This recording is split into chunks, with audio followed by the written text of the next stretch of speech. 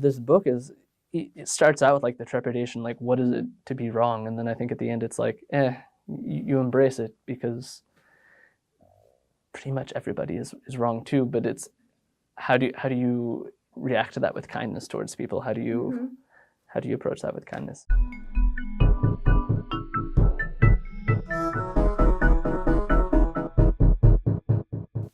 Still under construction, the kiss as thunderclouds and summer sky that sometimes means lightning, as the smell of after rain, as the dress hanging from anything other than a person, the shadow it cast a kind of furrow, as the shape of two people reaching for something far away, reaching for something like oranges, as miles from home, as the only thing you ever knew about the wild is that one needed water and a flashlight because reportedly people get lost in the wild all the time.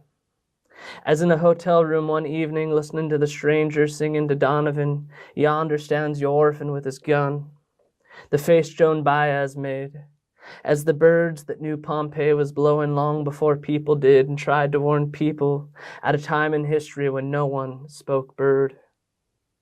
As the terrible jars of light in our stomachs, there perhaps because of us. As once, on your way home from the party, the streets back to your house was lined with basketball hoops because a family on the corner had bought one. And before long, every house had one, and not many of the kids actually used them. And that night, the basketball hoops looked especially strange and lonely, guarding the houses, begging to be touched.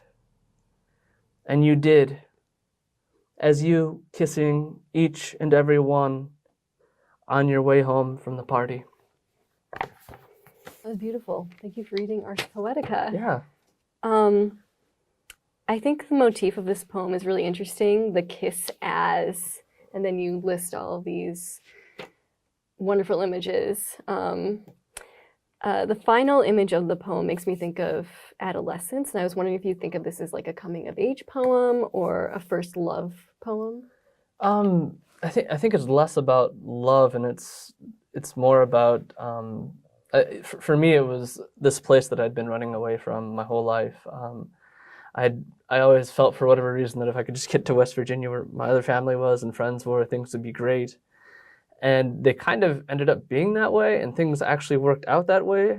And so for a long time, I'd come back to Huntington, and I'd feel this intense loneliness because everybody I knew was either in West Virginia or New York.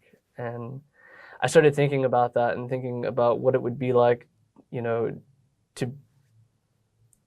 be one of those basketball hoops, or to be one of these things that is sort of not touched or left alone. And it made me feel that, like, I think growing up, a lot of people are like, I don't fit in this place. It doesn't make sense kind of thing. And the more you come back and the older you get, you realize that nobody really fits in. And so nobody gets to feel that thing. I think everybody's just sort of waiting for somebody to reach out to them. And so if I learned anything from this, it's try to be the person that reaches out to somebody or meet them halfway more than hiding in my own thinking. Oh, wow. Going this way. Yeah. Tell me about the decision to allude to Bob Dylan and the song "It's All Over Now, Baby Blue." Is there a Joan Baez in this poem? Like, who corresponds to the real Joan Baez? Or So that I got really, really sick during grad school, and while I was sick, I just watched a ton of YouTube Bob Dylan interviews, and I think one of the most profound interviews I'd ever seen was from the Penny DeBacher documentary. I forget what it's called. Maybe Don't Look Back in Haste or something like that. And you see Donovan, this person that's clearly a much better singer, songwriter, guitarist than Bob Dylan. And he's like, will you play a song for me? And Donovan first played his song, and everybody in the room's like, that's a really nice song. It's a beautiful song. And then you hear Bob play his, and it was like, it was like the difference between something that has a spirit to it and something that's just done for the sake of knowing that you can do it. I think when Bob looks at Donovan in that moment, Donovan knows that there's going to always be this thing that he's not. And in the same way that there was that relationship between those two young people. It was also around the time that Joan Baez was sort of not allowed to be part of the parties anymore because Bob was dating other people. He'd go on to marry like a playmate or something. Yeah. But everything that people associated with Joan Baez at that time were a lot of the covers that she was singing of Bob Dylan songs, especially Go Away From My Window. And it to hear her sing, these breakup songs that Bob Dylan wrote, I mean, it's the most devastating thing ever that I've ever seen. And so I think when I was looking at this, the idea of It's All Over Now, Baby Blue was Bob Dylan's shift from being a political musician to a somebody that just wanted to write songs about what they saw. And I think that there was some similar stance that was happening in this book, that as it was coming, it was to an end. It was that I didn't want to glorify a part of my life that was anymore. Like I wanted to move on to the next thing, and I'm was getting ready for that. Like, how do I be more grown up, or how do I think about things more complicated, more multifaceted? Mm-hmm. Who's being left out from the narratives or from the way I've thought of life at this point? Oh, interesting. So in a lot of ways, this poem is actually about transitions. Right. Yeah. And I think it took a lot of, it essentially took writing this book to look back and be like, the reason why I felt so many ways about this place and these people was either I didn't give them a chance, or I didn't expect certain things from them, or didn't think things were capable of happening here. Mm-hmm. And I think that's, to some extent, that's part of like growing up. That's part of the way that we think about nostalgia, right? Nostalgia makes things when you're younger seem like, well, this exists and it's good, and this exists and it's bad, and there's no in between, right? Like you take a stand. What are you, like punk rock? Or are you something else? And I think this poem or this book is trying to make the jump to say that you can be many things, that people are multitudes, and you have to be careful about how you think of the world and visualize the world. Yeah. Well, thank you. Thank you for discussing it with me. Yeah, I've never talked about that poem before, so it was lovely. While I was out getting drunk night after night, there were entire collections of people searching for lines with thorns in their paws. As these sightings became more and more rare, some resorted to placing thorns nearby, hoping to plant seeds in the minds of these majestic and furious beasts, until one night black stopped being black, until even the petals on stems people went to for guidance were cloaks placed by someone else. She loves me not. She, a brazen, erupting star. She, the sacrifice to appease something that was made up. We were tasked to wash the priest's hands, to wait until we could see images in the heads of match flame. No greater enemy exists than the self-conceit of our own wisdom. I was left completely unequipped for what to push up against walls, over desks, through black holes. I was left completely unequipped for the becoming part, for the end, for the fingertips of the cosmos. The one thing I know is real is that my grandmother used to steal coal from her father to warm her schoolhouse. That was her job. Steal coal so other children could learn to read. When you think of West Virginia, think of her. That was lovely. Thank you for reading while I was out getting drunk night after night. The crux of this poem, to me, seems to be no greater enemy exists than the self-conceit of our own wisdom. Yeah. And it seems to be a poem where the protagonist, your speaker, has the rug pulled out from under him. The nature of his reality seems to become inverted or distorted. Black stopped being black. We were asked to wash priests' hands, turning that clerical obligation around. And then there's the grandmother. While the speaker is questioning what's true or right, he holds on to this moment of hard reality about his grandmother, stealing coal, like she's a kind of like Robin Hood figure, almost. I guess I was left wondering, do you think that the speaker gains any real wisdom at the end of the poem, like, is wisdom a thing that he actually can gain, or is it always going to be deceptive and unattainable? Is it like a mirage? Yeah, I think to some extent it is. I think that there are many poems in this collection that are about how we know something, and then a little bit later on we're completely told that what you know wrong. And it's not that we had ill intent with the first type of knowledge, but it's what you're taught. It's what you're told is science or fact or religion or whatever it is. And so I think the crux of this poem is that a lot of what I grew up on, being told this is what morality versus the absence of morality is, and this is, what somebody who's liberal versus conservative, and these are all the things that people hang qualifiers on other people without having to get to know them, because they want to sort of supplement the idea of what they think morality is, or what they think of goodness. And for me, I think I was just so tired of hearing like people talk poorly of West Virginia. And I know that if I go into a room and I shout this poem and I tell people, my grandmother is this person that, has actual risks, who was actually out there teaching kids to read, was doing all kinds of great things, and it doesn't have to be on the news. It doesn't have to be, there doesn't have to be a march for her, because there are hundreds of thousands of people across the state doing the same thing.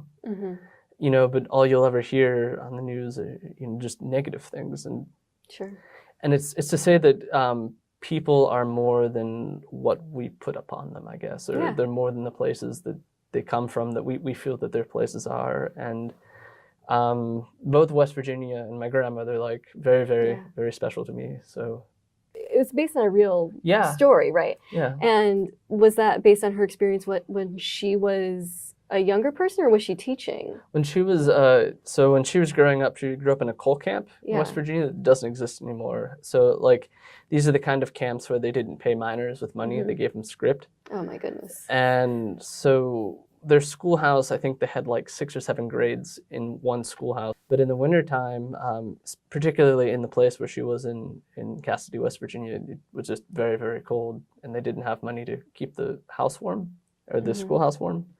So her dad was one of the people that managed the mine at that time. He actually became the mayor of the town. So she would the teachers would tell her to go steal coal from her father, and she'd go do it. And her father wasn't going to get mad even if it happened. But it's the idea that there's always somebody in West Virginia that is doing something to make sure that people have community or have a chance at something. And it's like, recently, I don't know if you heard about the union strike in West Virginia, the 55 counties. Yeah. And it was like, as that was happening, things that weren't being talked about were that a lot of the kids in West Virginia depend on those lunches. And so while teachers were protesting, other people were creating food pantries and were doing all kinds of community activist work to make sure that these kids still had access to warm spaces, food, all kinds of things. And I think what happens when you have a political,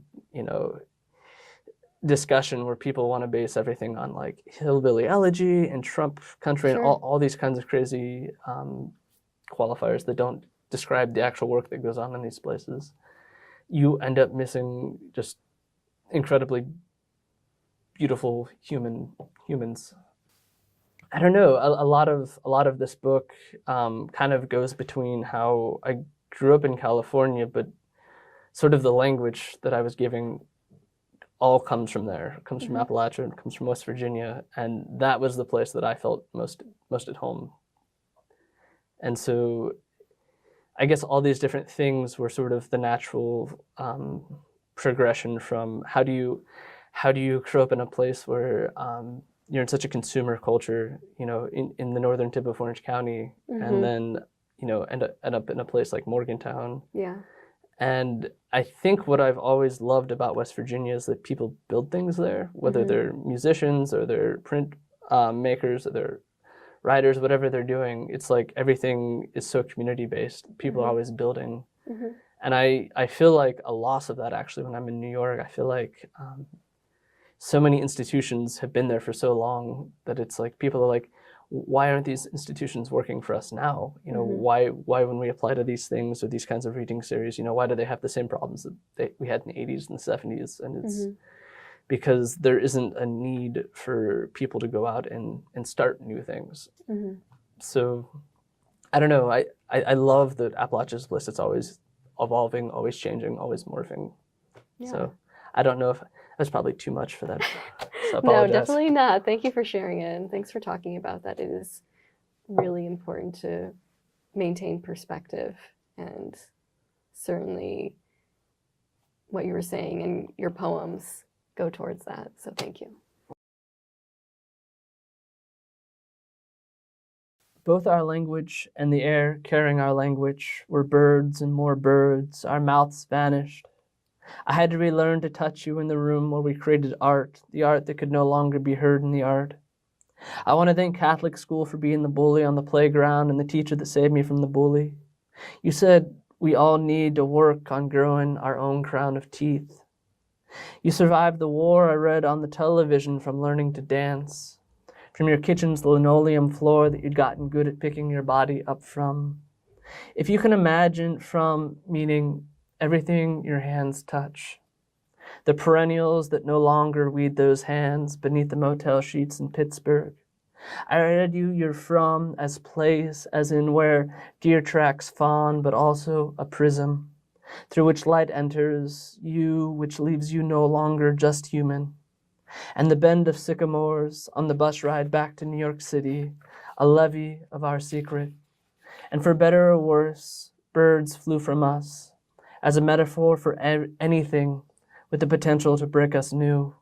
You said, tilt your head like this. You said, speak to me with your talons. I read you your yellow parchment skin burnt at the edges where they buried your human, or what was left of your human. I read that after the war you said not every soldier was a hero. The woman holding the microphone did not realize you meant yourself. And no longer just a human, you've taken to talking to the hung-up sun. After the war I read and reread on the television people took until the sun exploded and the earth grew cold. The trees turned to lean-to twigs, popping up sky, then turning into our hands reaching. Night left us waiting for the breeze strong enough to task us with starting over again. Should we luck the starry sky sealing into caving during the night, there's so much hope we'll feel safe from the dark again with all the other small animals. When morning rises, we will continue to live like this until evolution teaches us, other small animals, that though small and fuzzy, they're not meant to be squeezed by us. They are not our dream catchers, our therapists, or diaries. We're a thing to be feared. And when we run out of small fuzzy animals on the black market to squeeze, because they only go out at night, which we will fear with post-apocalyptic revelry, we will stuff our books and learn to go to them for safety. On the television, I've seen our death play out on the local news. John Beard looking stoic as ever, his mustache of power making the terrible news of our demise feel a little more tolerable. The image flashing on the screen behind him looks like cherry blossom season to a people who have never seen cherry blossom season. It looks like all the things we can't imagine knowing how to fear yet, because no one's taught us to fear correctly. It looks like the hands of small children, their magnifying glasses melting figurines of their strangers and their friends. Thank you. It was wonderful. No problem. It was very long. No, it was great. I really like that poem a lot. It's got a lot of great imagery in it, especially the bird imagery at the first few lines they really grab you. So to me, this poem seems like a meditation on the human cruelty and also beauty, like the human capacity for creativity and beauty coexisting with destruction. You write, we will continue to live like this until evolution teaches the other small animals that, though small and fuzzy, they were not meant to be squeezed by us. They are not our dream catchers, our therapists, or diaries. we are a thing to be feared. And that was so affecting, I thought. It made me laugh a little when I first read it, I think. But it's also a terrifying statement. And there's so many moments like that in the poem. This conflict between the human world and the natural world. Mm-hmm. I was wondering, do you see this poem as making an environmental statement? Yeah, I think actually a lot of the poems in here are environmental statements. Mm-hmm. I allude a lot to orcas being held in captivity because when I was a child, I wanted to be a whale trainer because of Free Willy, right? Oh, yeah. And then Blackfish came out, and you see what that is, and you think, how could I have ever wanted to be this thing and not realize the largeness of something and how majestic something is, and like why would you want to cage that and keep it in a pool? And it's the way you learn about whatever it is and the age that you learn about it indoctrinates you to a viewpoint. Sure. And I think this poem is sort of, what does it mean to be in love? And, after love, how are you supposed to look at that relationship? And what is it supposed to mean to, everybody around you? And I think that going between the idea of, it beginning about this sort of rendezvous and when love is exciting, to having to deal with the, monotony of every day, and does it survive the same, like that same thing? And then if it doesn't, is it anybody's fault, or is it the concept of love, or is it the way that we think that love exists in the world, or that it's supposed to always feel a certain way, right? And so I think that by the time I get to the end of this, and it's the realization that we have all these constructions for like relief and for happiness, and it's kind of realizing that everybody else has those things too. And so relationships specifically, whether they're platonic or not platonic, it's sort of like a questioning of how much of it do you go into communicating with somebody because of, like, I almost feel like sometimes I'll be in a conversation with somebody for years, and then they'll say something, and I'll realize that everything I've ever said, they didn't quite get what I was meaning, and it almost feels like you've been on the outside of that the whole time, and it's terrifying. I know that occurs to people like on a daily basis, and not just with people, but different the different ways that people interact with media or with religion, music, whatever it is, and especially with everything going on politically and socially right now. I think poets, when they write poetry, they just seem so sure of themselves, and I don't feel sure of myself, and because I've been wrong so often and so blatant. And I think this book it starts out with like the trepidation, like what is it to be wrong? And then I think at the end it's like, you embrace it, because pretty much everybody is wrong too, but it's how do you react to that with kindness towards people? How do you approach that with kindness?